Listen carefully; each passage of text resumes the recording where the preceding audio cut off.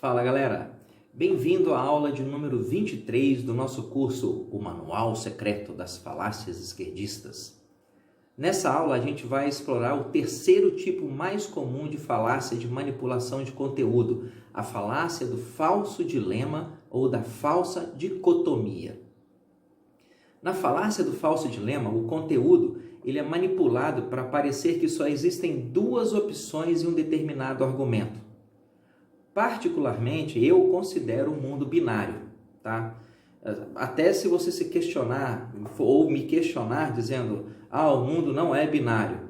Bom, até se você fizer isso, você está fazendo um raciocínio binário, porque ou o mundo é binário ou não é.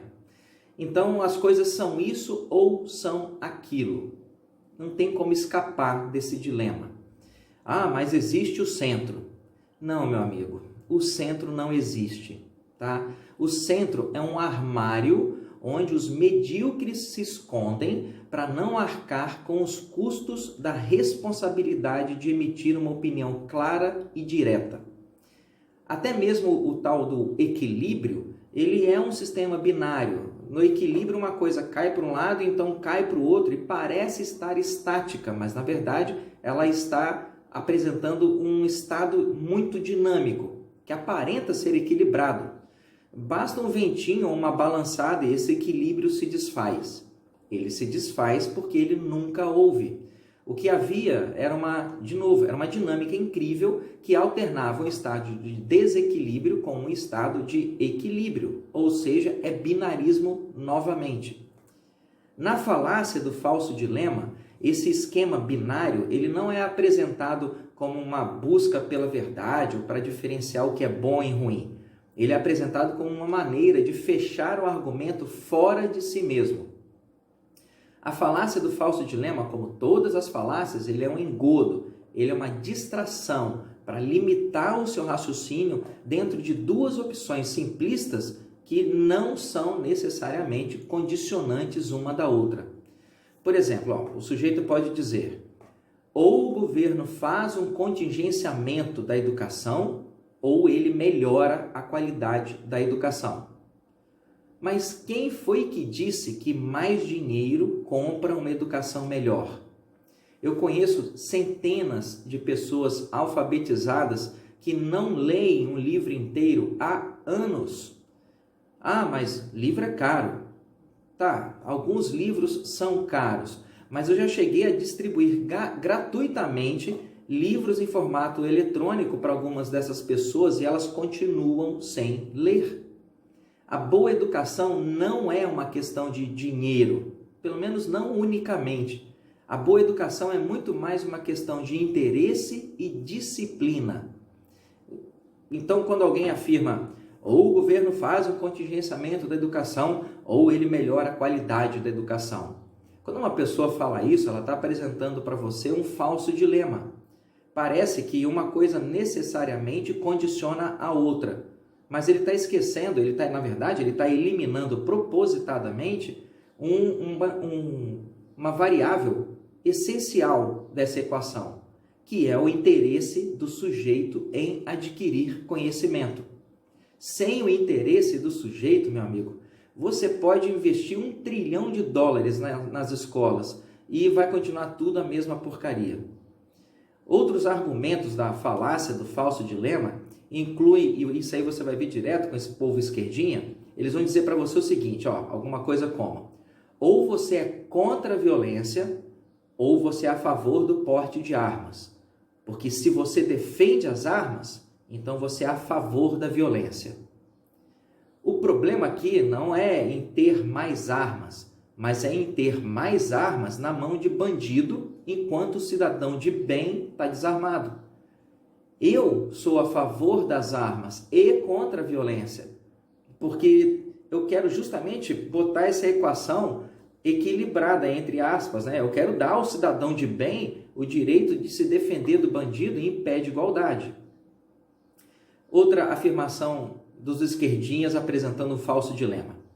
Se você é contra a política de cotas nas universidades, então você é um burguês preconceituoso que deseja que os pobres continuem pobres.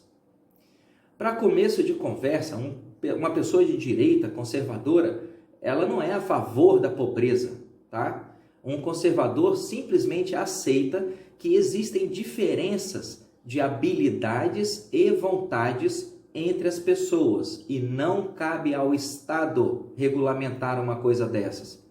Um conservador é a favor de que, se o sujeito quiser estudar e enriquecer, ele não deve ser privado disso ou encontrar obstáculos burocráticos institucionalizados impedindo o seu progresso. Mas não é papel do Estado empurrar esse camarada para frente. Ele vai se ele quiser.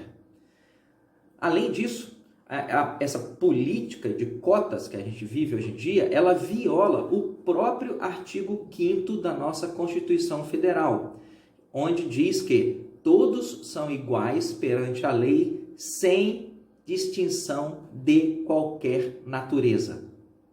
Quando a gente cria uma distinção para retirar o espaço de um grupo e facilitar o acesso de outro grupo aos estudos, bom, a gente não está estabelecendo um direito constitucional, a gente está instituindo um privilégio imoral que viola o princípio da igualdade perante a lei.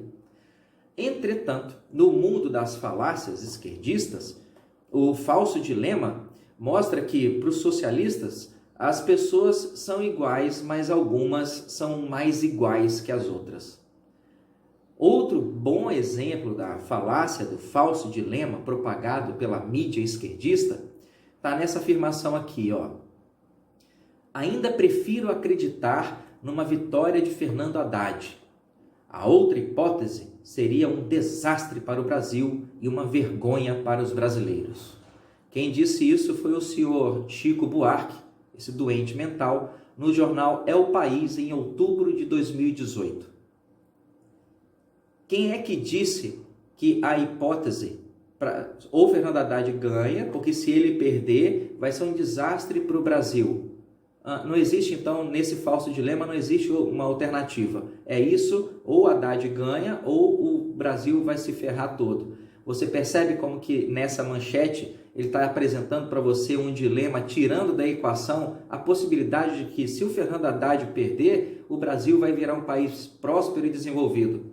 Não, essa opção não aparece. Ele te apresenta um dilema que não tem todas as variáveis. Esse é um falso dilema, é uma falsa dicotomia. A tarefa dessa aula é aquela que você já está acostumado. Eu quero que você procure na internet manchetes esquerdistas aí que você identificou como falácias do falso dilema e vem aqui e cola na seção comentários desse vídeo.